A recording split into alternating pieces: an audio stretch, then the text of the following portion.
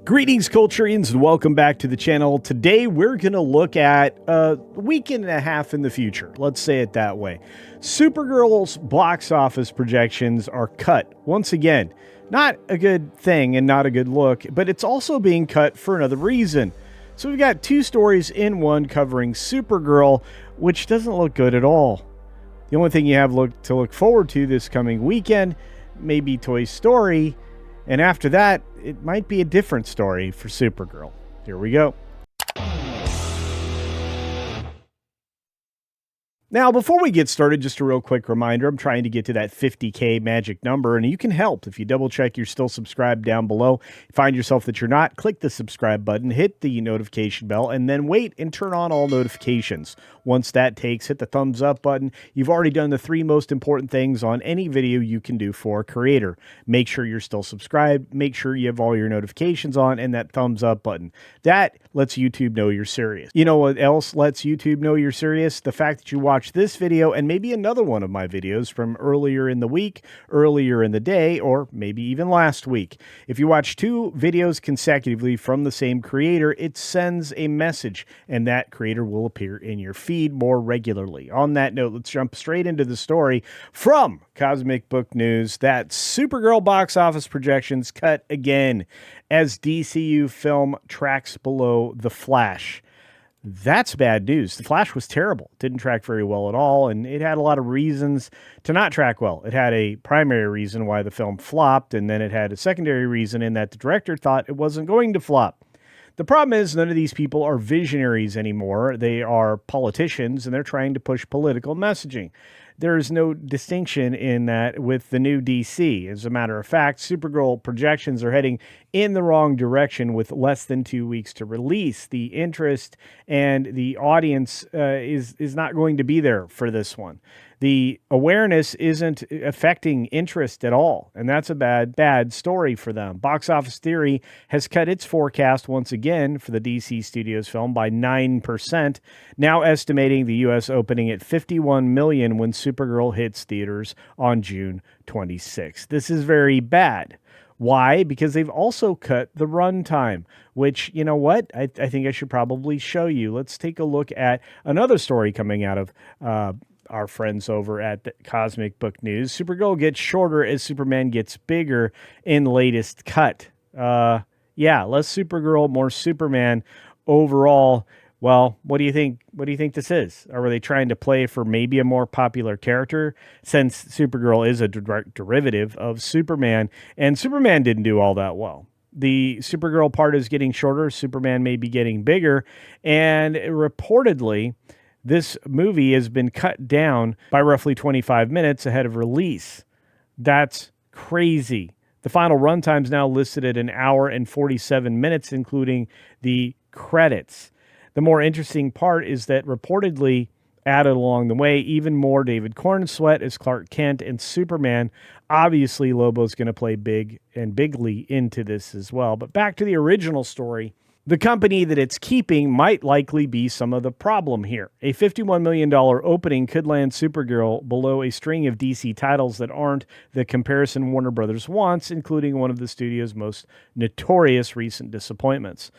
First of all, the Green Lantern made $53.1 million back in 2011. Adjusted for inflation, that's $78.7 million. That's substantially different. Shazam opened at $53.5 million in 2019, roughly $69.7 million adjusted for inflation. See what happens when you adjust for that magic number? The Flash opened to $55.1 million in 2023, and that film was an absolute disaster.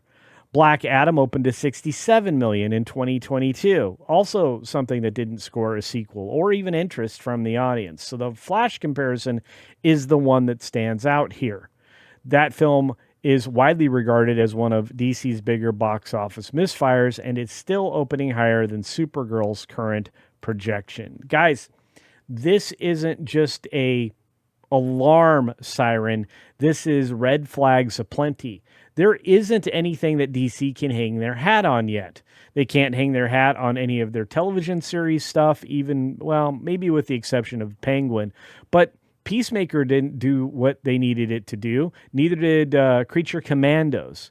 Nobody wants any of the other things that are coming out of the studio. The Batman, which wasn't immediately affiliated with the new DC, is really not as looked forward to. Part two, I should say, is not as looked forward to as a lot of people had hoped. The last kick save here is going to be the second Superman film, which is Superman Man of Tomorrow, also along the same political lines and leanings of Supergirl Woman of Tomorrow, which is what this movie is based on, which is complete comic crap. Sorry, guys, this doesn't look good so far. Green Lanterns and Black Adam are likewise benchmarks for DC releases that underdelivered, and once inflation is factored in, all four cleared where Supergirl is now tracking. And let me tell you, the tracking here, probably close to spot on. I don't know anybody who's interested or excited to go and see this, and I have to, so I can keep you from seeing it if it's bad. And again, I'm going to go in with an open mind, just like I did when I went to see Disclosure Day. But I'm not going to lie to you. I'm going to tell you what I see, what I feel, and, well, if I feel anything. The problem is I probably won't feel much other than disgust based on the way the promotion's being done. Now, it's worth noting these were 3-day domestic openings, so they're a direct apples-to-apples comparison in Supergirl's projected debut. And also recall that James Gunn and Peter Safran took over following Black Adam flopping and the plan to bring back Henry Cavill as Superman. So The Flash was also setting up the return of Ben Affleck as Batman, which Gunn reportedly changed. That wasn't a good move, in my opinion. But the problem is they had to, settle into a new direction. Maybe that was Zach's fault. Maybe it's Gunn's fault. Maybe it's a combination of the two. But DC needed a change. Maybe they just changed the wrong things. So back to the story. The total run may equal Superman's opening weekend. Wow. That's awful. That could be a total disaster. I mean, the number of things that had to go wrong for us to get here can be firmly rested at the promotion team's feet, which include, well, James Gunn himself. That's bad. There's a number of stings. The box office theory projects Supergirl to finish its entire domestic run at $125 million, the exact figure Superman 2025 earned in its opening weekend alone. And you know what? I went to see that. I said the film's not half bad, but not anything to cry home about, and it's also not in line with the original Superman film that everybody saw in theaters all the way back in the 80s. Now, David Cornsweet's Superman went on to gross more than $600 million worldwide of that $125 million domestic start. So it had good legs. Supergirl won't have any legs other than the ones you see dangling on the screen. And for Supergirl, that same $125 million is now projected as the ceiling for the whole theatrical run in North America, or in domestic, or whatever you want to call it. I mean, we do include Canada, but how much influence do they have on films these days? Not much. And it doesn't get better from there. I mean, Supergirl added more Superman for a reason, as we reported just a few moments ago. Interestingly enough, it's again claimed that Supergirl is added even more Superman. Why? Well, because people like Cornsweet's character for some reason. I thought it was a little flat. I thought it was a little bit separated from reality. I thought oftentimes there was stilted dialogue and a very reserved approach to acting, but those are my opinions. The audience overall was willing to spend $600 million on this particular film. Is that the same with Supergirl? I think not. The estimate has been trending down as release approaches. Earlier tracking had Supergirl opening around $55 million, and Box Office Theory revised that figure now even further down. It lines up with the rest of the picture that has been being tracked by Cosmic Book News, That Park Place, and many other places as well. The latest audience data interest is stuck flat. Awareness climbs. Pre-sales have been running behind comparable titles, and the math on whether the film can actually reach break even only gets tougher as the opening number comes down. And the reason that's the case is because, well, superhero films, whether it be Marvel or DC, always have people that are there right at the beginning, so as to avoid spoilers. They are front-loaded in the most disgusting way. And speaking of disgusting, I think the ultimate box office for this film is going to be disgusting. Now, Supergirl is on very shaky ground. I think that's fair. And these projections, not results, tracking estimates can move in either direction. We'll see what happens in the final stretch. Strong pre-sale surge and positive word of mouth could push the opening above the current forecast, but I don't think either of those things are true. They're doing everything they can right now to get as many people's eyeballs on this film for a solid open, and it doesn't look like any of them are working. They're entering a crowded summer corridor, which will still be crowded with Disclosure Day for whatever that does in its third week, with Toy Story, which is going to beat the pants off of this particular thing. And the number is going to be harder to read even with all that competition, because likely this is going to be the third or fourth choice for most moviegoers, even on its opening weekend. Toy Story 5, because of that early opening, Disney's Moana following it up on July 10th, isn't going to leave a lot of room to run.